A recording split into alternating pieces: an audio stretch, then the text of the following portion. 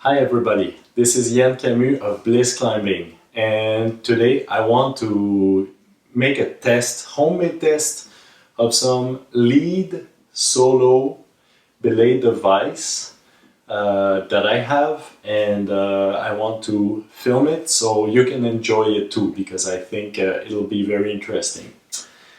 So the candidates I have here is, my favorite is probably the Silent Partner. And then I have the Eddy from Edelrid, and then I have the Grigri 1, actually that was the original Grigri. Then I have a Grigri 2, like this, and I have a Soloist. And with this I have,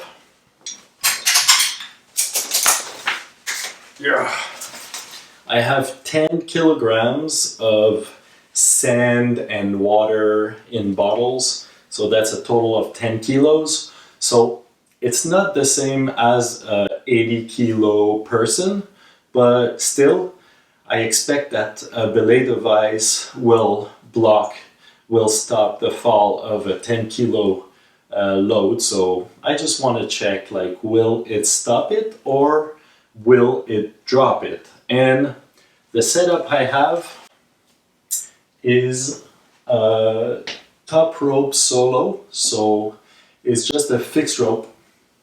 It's fixed up there, so the height is about 8 feet, and it drops down to a mat, and I will load the thing, raise it to the top, and then I will let it go and see if it locks or if it drops the load to the ground.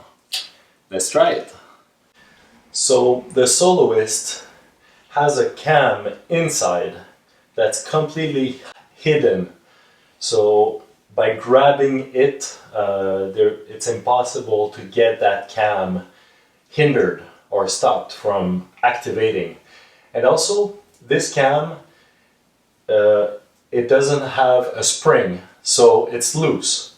So when I raise the load, it will not drop, because the cam is already activating with any weight, really. So I'll just try to raise it a little bit and then drop it. Okay, I do it again, and obviously it catches.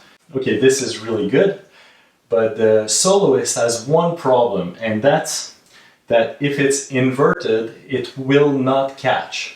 So I will try to get it inverted and see if it will go to the ground or it will turn around and stop, catch the load. But note that if there is a climber in a harness, the stance of the climber, if he stays with the head down, this device will never catch the climber. So you need a lot of backup knots with that device compared to other devices. I just raise it as high as I can, then I turn it upside down. Okay, now it's completely released, and then I drop it. Oh, so the weight, the 10 kilograms, it went down really fast, and this device here was trailing just a little bit with the rope, so it turned in the right position and it locked. So I'll try to do it again.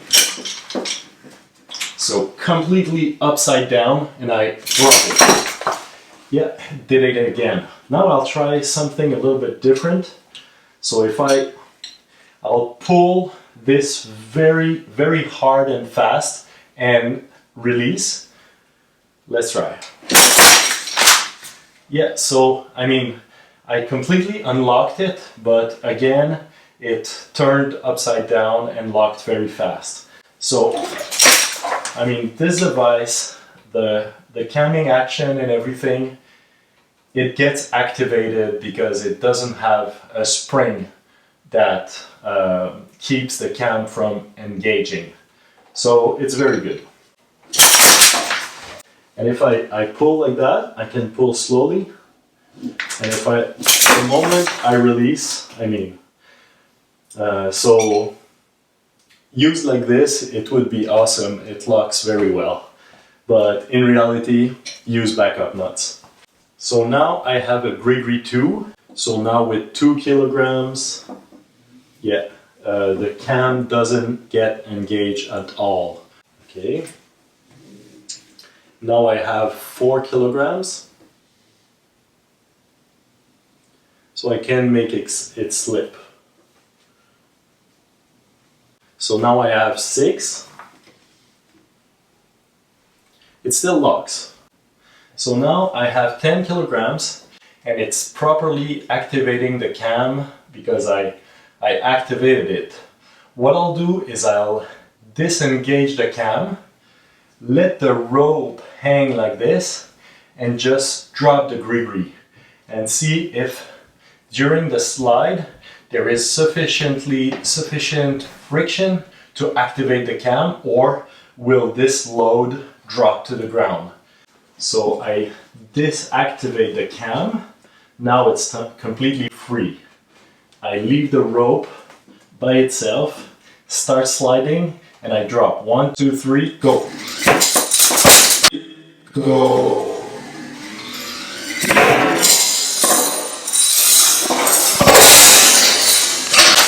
Oh my God, that was really scary.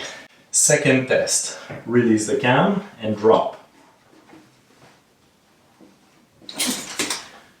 Oh, it activated instantly. I do it again. Now I position the rope like this. 1, 2, 3.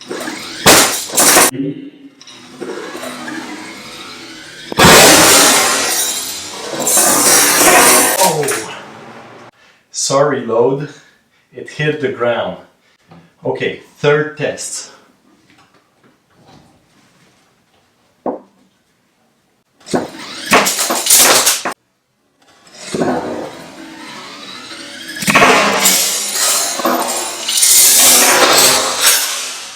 Oh, and it's still suspended.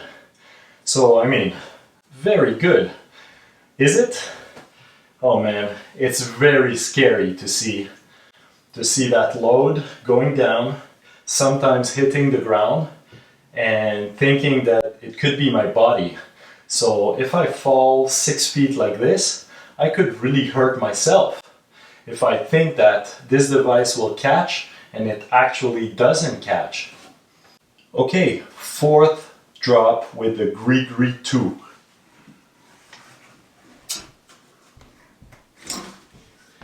So it catched right when I released. I do it again.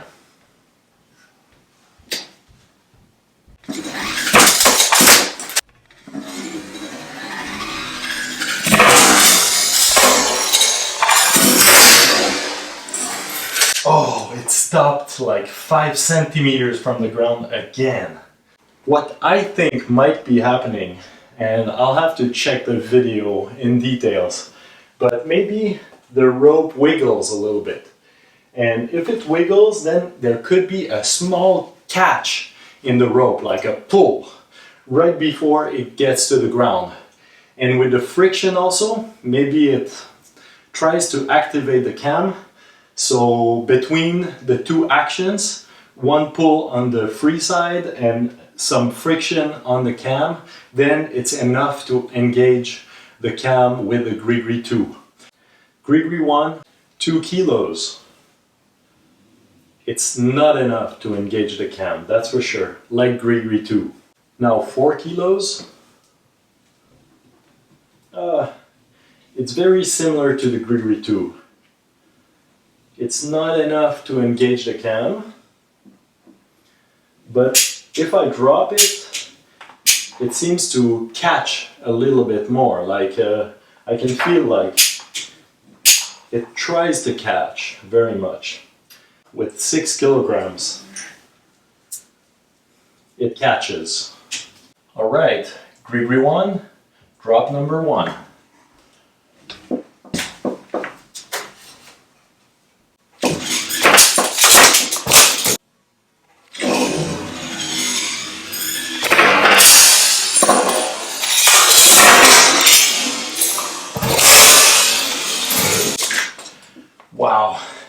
slid. I will pull the rope a little bit away from the Grigri, so when it drops down, instead of the rope being going down in straight line, it'll be at an angle.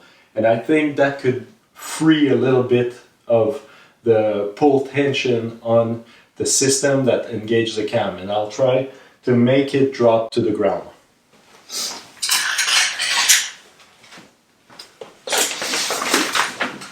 Grigri 1, second drop.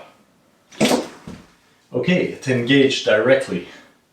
I don't know exactly how I do that between the times that it engages and the times that it just drops. I'll try it again.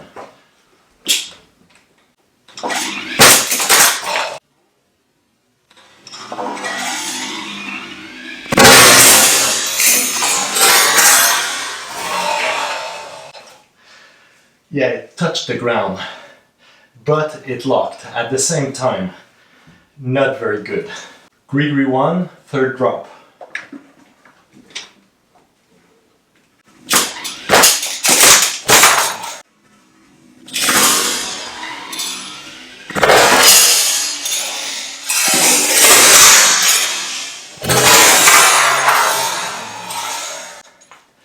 Yeah, very much like the first drop. Grigri 1, fourth drop.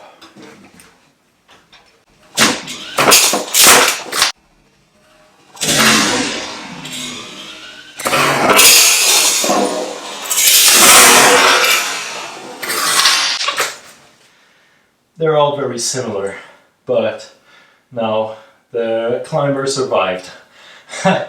So Grigri 1 to me is a fail also. So Eddy with 2 kilograms.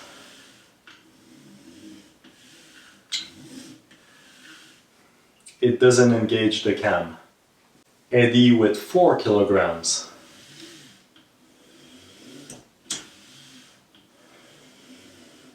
So a little bit like the same as the Grigri. If I let it drop, it will engage, but if I let it go down slowly, it will not engage. Yeah, kind of. At the beginning, I thought that it was not engaging at all with 4 kilograms, but I'll try again.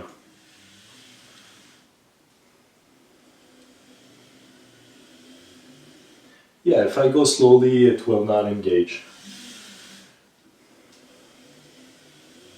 And now with 6 kilograms,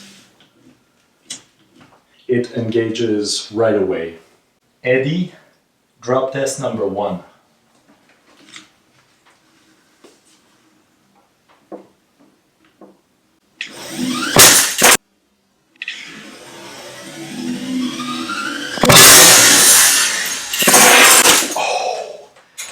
Climber's dead, but it hung.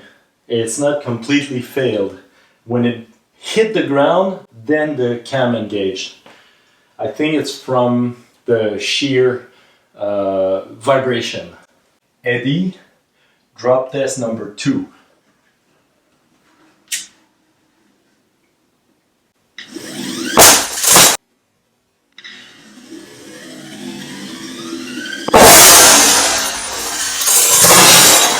God, no!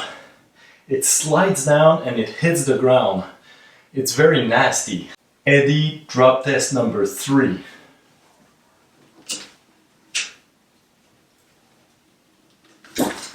Oh, it engaged. If you leave it closed for a long time, there might be an activation force that's a little bit higher, where if you play with the cam a lot, then it will be loose. So the fact that we played with it in drop test number 1 and 2, now the little balls that keep the cam disengaged, they're kind of loose, and so the cam engages more freely. Let's do it again.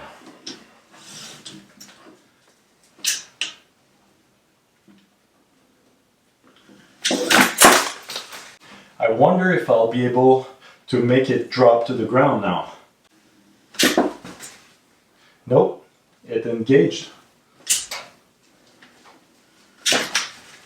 Again, it engaged. I don't understand. It's very different.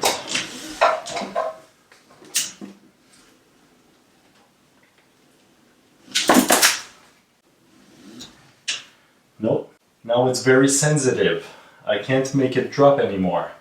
I'll take a little bit of WD-40 and see if lubrication will change the action of the cam.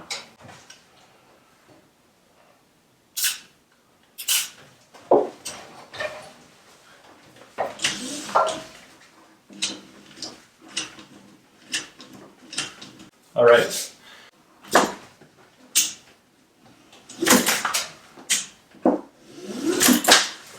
Nope. A little bit, you know, like 20, 30 centimeters.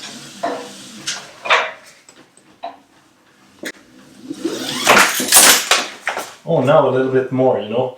I held the cam while it was going down, so it went for, I don't know, 1 meter. Eddy, 4th drop test.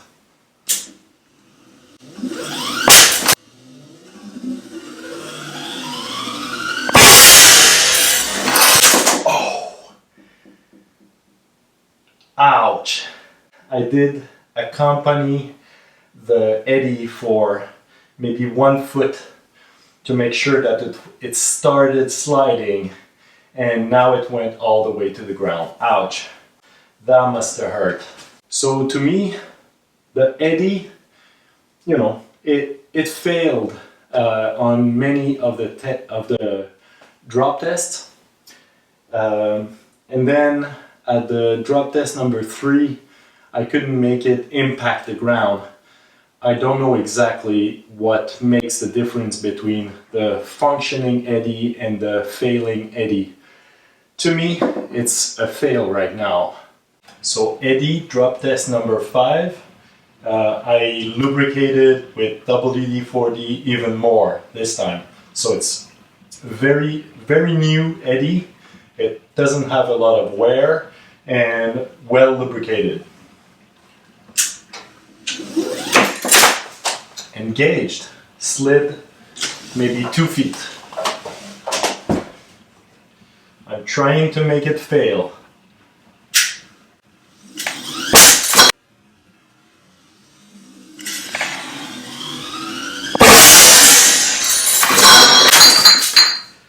Oh, I'm gonna break something, so it failed. It fails a lot. Okay, so now it's the silent partner, and if we look at if it locks at a lower load, so actually with 2 kilos, it doesn't even move because of the friction. If I remove the friction, yes, it slides with 2 kilograms. Silent partner, drop test number 1.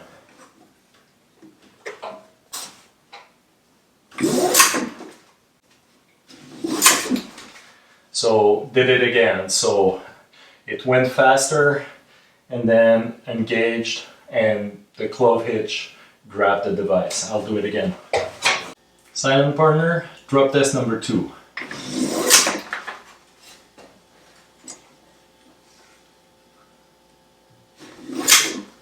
Silent partner, it passes.